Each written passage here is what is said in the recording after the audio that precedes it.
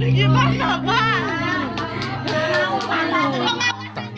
Empat santri ditetapkan sebagai tersangka kasus dugaan penganiayaan yang berujung tewasnya salah satu santri di Pondok Pesantren Al-Hanifiyah di Mojo, Kabupaten Kediri, Jawa Timur. Korban merupakan siswa kelas 8 warga Karangharjo, Kecamatan Glenmore, Banyuwangi. Korban meninggal pada Jumat 23 Februari 2024 dan jenazahnya telah diantar oleh pihak pesantren ke kampung halaman. Adapun pihak pesantren berdalih korban meninggal akibat terpleset di kamar mandi.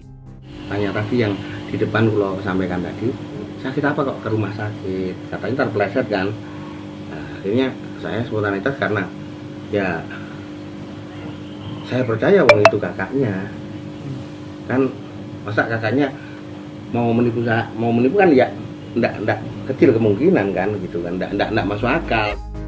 Namun keluarga menaruh curiga sehingga memeriksa kondisi jenazah korban. Pihak keluarga mendapati luka lebam di tubuh korban dan sundutan benda diduga rokok di kaki korban. Kasus ini pun lantas dilaporkan ke Polsek Glenmore. Terkait hal itu, Kapolres Kediri Kota AKBP Bramastio Apriaji pada Senin 26 Februari 2024 menyatakan telah menetapkan 4 tersangka. Amankan 4 orang dan kita juga tetapkan sebagai tersangka dan kita laksanakan penahanan. Motif sementara masih diduga karena ada kesalahpahaman.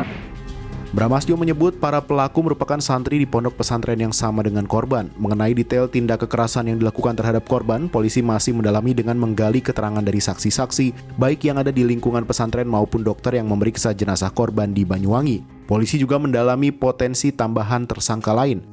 Sementara itu, tokoh muda Nahdlatul Ulama Aan Ansori menyebut tindakan kekerasan yang terjadi di lingkup pesantren seperti fenomena gunung es. Lingkup pesantren yang tertutup, senioritas hingga model pembelajaran yang mentoleransi kekerasan dianggapnya sebagai penyebab praktik kekerasan di lingkungan pesantren. Untuk itu perlu ada aturan konkret dari Kementerian Agama yang menekankan pentingnya setiap pesantren jadi pesantren ramah anak dan perempuan. Sementara itu, Kementerian Agama hingga kini masih memproses regulasi pencegahan tindak kekerasan pada pendidikan agama dan keagamaan setelah sejumlah kasus kekerasan baik fisik maupun seksual di lingkungan pesantren terekspos oleh media. Namun, Menteri Agama Yakut Khalil Qomas menyebut tidak bisa melakukan intervensi mendalam karena pesantren adalah lembaga independen yang tidak berada di bawah Kementerian Agama secara struktural.